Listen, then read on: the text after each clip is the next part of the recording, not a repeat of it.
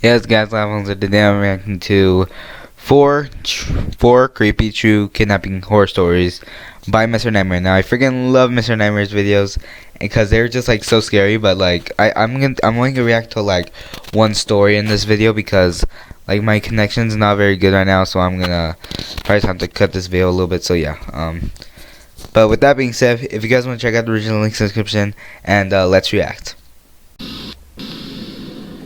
Kidnapping horror stories. All right, let's go.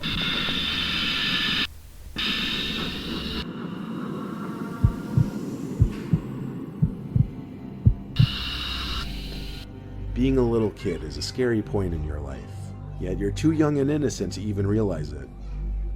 I have a horrible memory from my early childhood that I wish I could simply block out completely, but I just can't.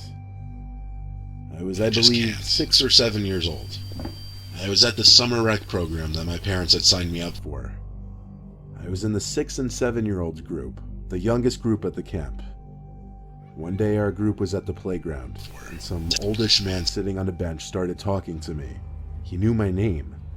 I remember feeling very comfortable with him, like he seemed kind.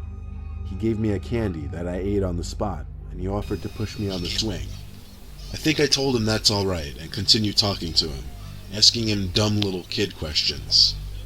He introduced himself as Robbie, I still remember to the day, and told me he was friends with my mom. Since she was running late, he'd have to pick me up after camp. I said okay, and around that time, my counselors shouted for our group to assemble our line by the gate so we could leave. We got back to our group's home area, where we would sit and wait for the parents to come pick the kids up.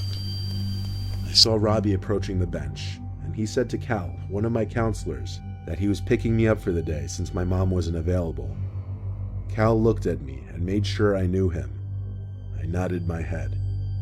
Cal crossed my name off in his notebook and high-fived me goodbye, and I walked off with this Robbie guy. I remember he grabbed and held my hand as we walked. And I also remember that he was walking extremely fast, like it was hard for me to keep up with my short little legs. We made it.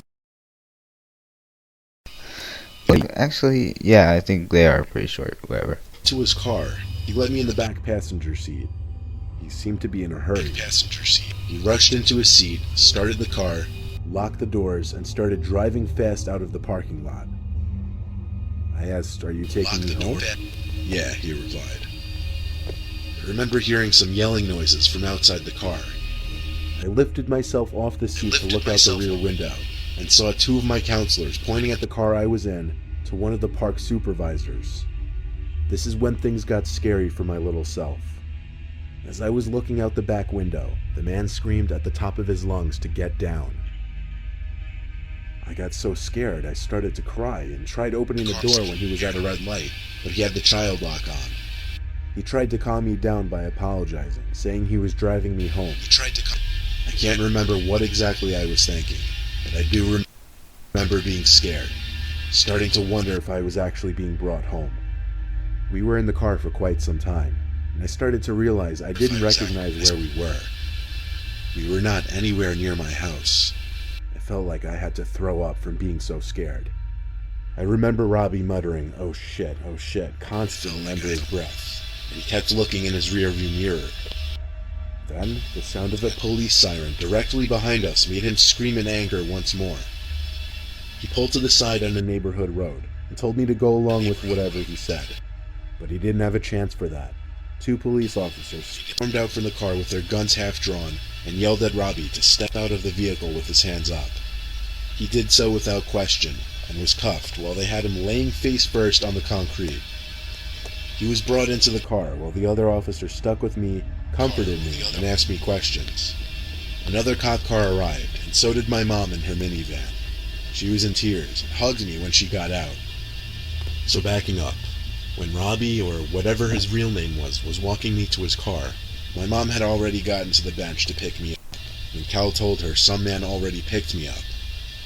That's when they ran to catch what car we got into and called the cops right away. One of the camp supervisors was actually tailing us on the road, which is why Cal was panicking, and how the cops were able to locate us. Now you can see why I wish I could block this memory out. It's disturbing, it's sickening, And I often have to think about the horrible, unimaginable things that could have been done to me if I had not been saved. I'm surprised I haven't got kidnapped yet, because I was a pretty stupid child and my parents don't want me. No, I'm just kidding. But anyways, guys, hope you guys like this video. Give us a subscribe channel, turn on post notifications. Just video, unsubscribe, join gay. They'll see you guys next video. Peace out.